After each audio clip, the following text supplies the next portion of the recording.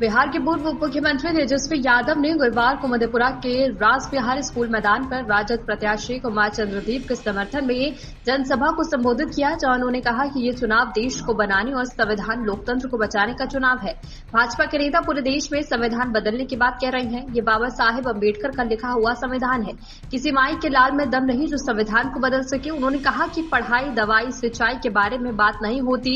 यही मोदी जी पहले कहते थे, सत्ता में आएंगे तो अच्छे दिन आएंगे, हर एक के खाते में 15-15 लाख रुपए देंगे, हर साल 2 करोड़ युवा को रोजगार देने का किया वादा, हर साल 2 करोड़ युवा को रोजगार देंगे, किसानों की आय दुगनी कर देंगे, 2022 तक सबका पक्का मकान बना देंगे, बिहार को विशेष राज्य का दर्जा देंगे। लेकिन उनके 10 साल के शासन काल में इनके से एक भी काम नहीं हुआ। उन्होंने कहा कि प्रधानमंत्री जी हर जगह चुनाव प्रचार में जा रहे हैं, लेकिन नौकरी और किसान की बात नहीं करते हैं। महंगाई, गरीबी कैसे हटाएंगे, इसके बारे में कोई चर्चा नहीं करते।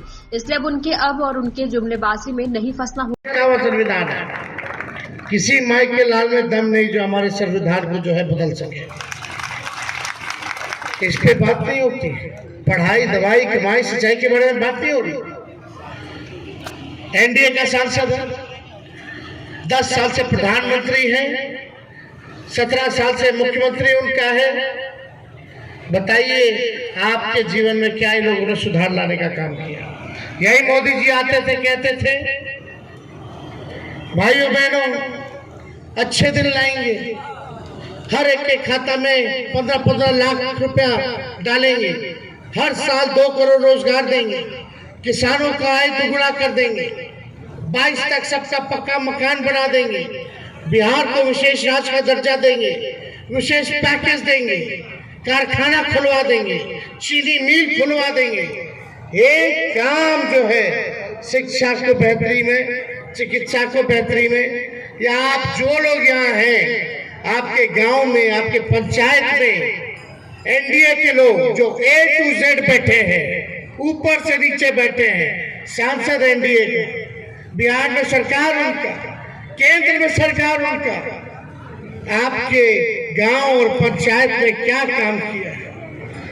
कोई काम नहीं। केवल बोला जाएगा तो बोलते हैं कि राशन दिया है, 5 किलो राशन दिया है। अरे कौन मोदी जी के आने के बाद से राशन मिल रहा है? फूड सिक्योरिटी बिल कांग्रेस के जमाने में आया, उससे पहले से चला रहा है।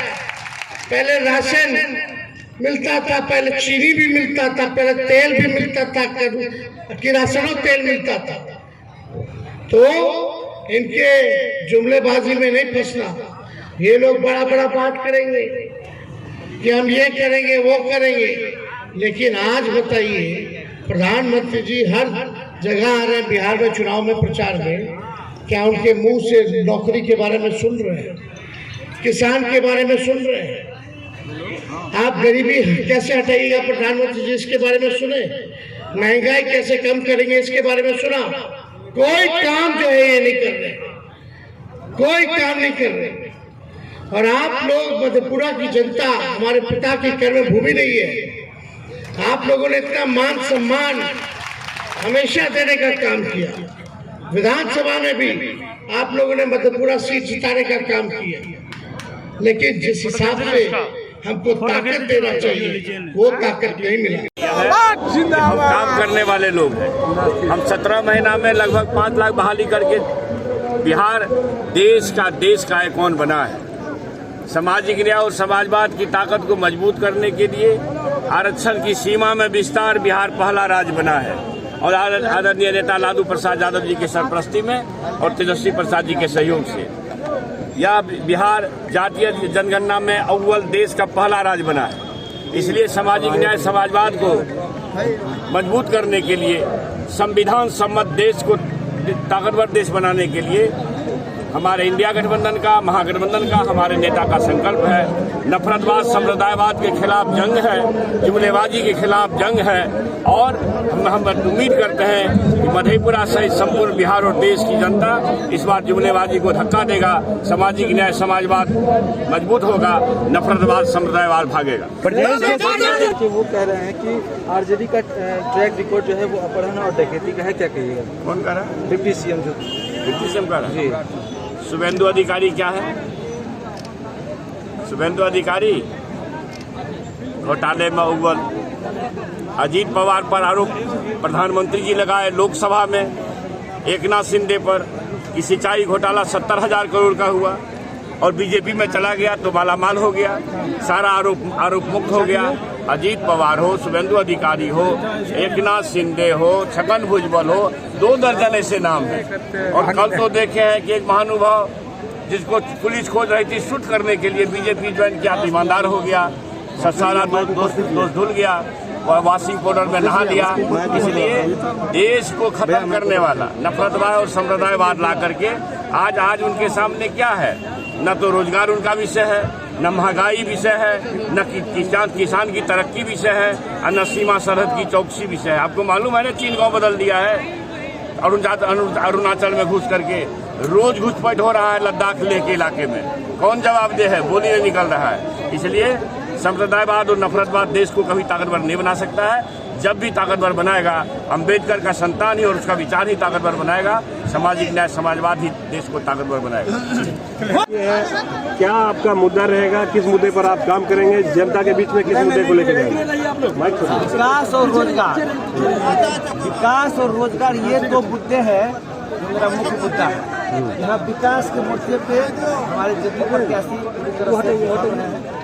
रोजगार के मुद्दे पे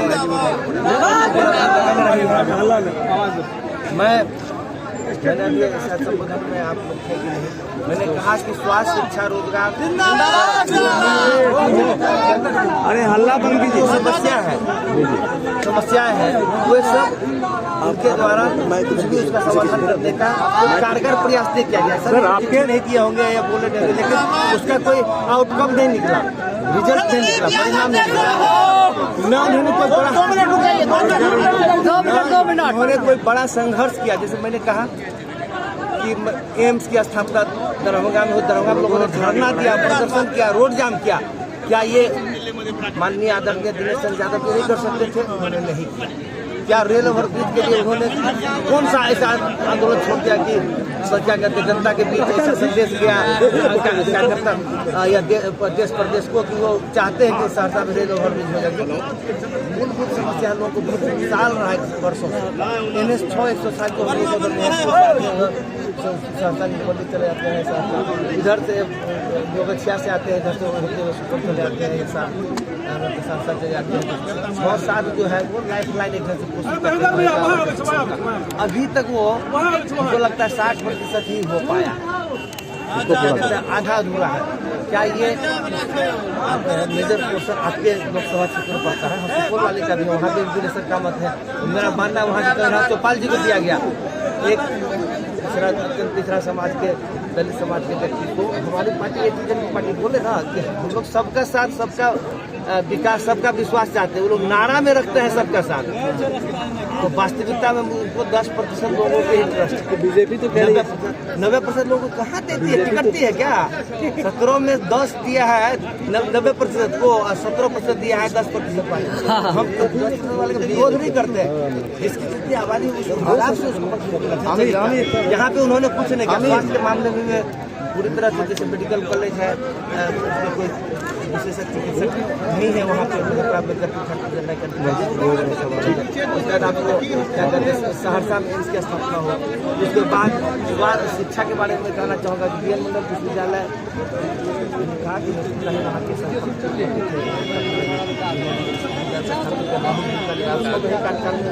ऐतिहासिक बाद का जो सिलसिला है वो क्या कहते हैं बहुत ही मंद गति से चला। और तो कह रहे हैं कि 17-18 साल से तो नीतीश कुमार हम लोग का 1.5 साल आया, तो 1.5 साल से भी कम 17 महीने में जो उपलब्धि है वो ऐतिहासिक है, स्वर्णिम है, अविस्मरणीय है। बिहार इतिहास में, देश के इतिहास में, विश्व के इतिहास में क्या कहते हैं अक्षरों में लिखा जाएगा।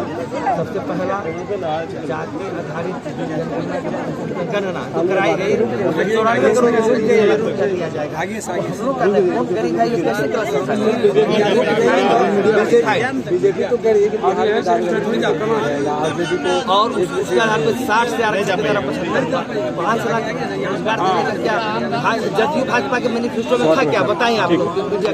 हम लोग के राजद के घोषणा पत्र में था, उसको हम लोगों ने अपनी सरकार महागठबंधन सरकार में हम लोगों ने लागू कराया। अपमान सह के भी हम लोग 79 थे, उन लोग का 45 था तो पर वो भी। उसके बाद यहाँ पे जो है क्या कहते हैं, जितनी भी और भी समस्या है जैसे NH-107 की हो गया, रोजगार के मामले में स्थानीय मुद्दा और डेवलपमेंट पे है ना, यहाँ पे क्या कहते हैं वेतन जो पेपर मिल है वो भी आप पूरा नहीं हुआ। क्या कहते हैं वहाँ पे आप लग रहा है तो यहाँ पे वो मुझे अगर मौका मिलेगा तो यहाँ से पलायन अभी भी हो रहा है। मधेपुरा की लगभग 51% आबादी युवा है, तो बेरोजगारी की संख्या चरम पे। और मैं कहना चाहूँगा कि ये देश बिक रहा है, आरक्षण खतरे में है, संविधान को खत्म करने की साजिश हो रही है, हम सबको महंगाई चरम पे है। इन सबको इंडिया गठबंधन की जीत भारत में होने जा रही है और बिहार में 40 की 40 से, तो यहाँ पे हम रिकॉर्ड वोट से जीतने जा रहे हैं। हर जाति वर्ग का अपार जन समर्थन हमें मिल रहा है और I am going to win this seat with thumping majority handsome margin.